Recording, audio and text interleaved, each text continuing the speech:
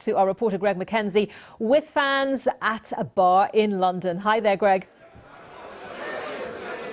Well, hundreds of fans here, Anita, hundreds in fact, all cheering and waiting for that game to kick off in half an hour. Now I'm crouched down because there's a massive TV in front of me and I don't want to irritate the fans. So with us, we've discovered TV presenter and radio presenter Mark Wright. So you're here, front row seat. Front row, we booked it in advance, so we managed to get front row, yeah. But it's probably a bad thing because when England score, you know what happens, drinks get thrown and I'm at the front, so I'm in the firing line. That's why I've got umbrellas to protect me.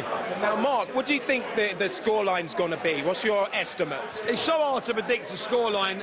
I think if England are on it and they turn up and they play how they should play and they can play, I think we could win it comfortably. It could be 2-0, 3-0. We haven't conceded a goal yet, so if we continue that form, yeah, 1-2, 3-0, just a win will make me happy. And Mark, I mean, in terms of the Ukraine, they are the underdogs, so England going into this as clear favourites. Some are saying, you know, England shouldn't become complacent because of this. What do you think? It's what I've been saying all week.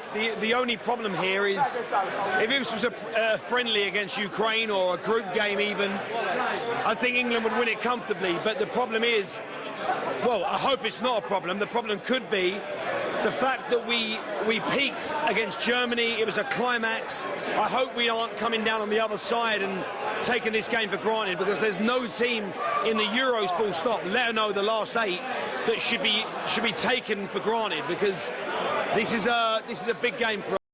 16, have I just got that wrong?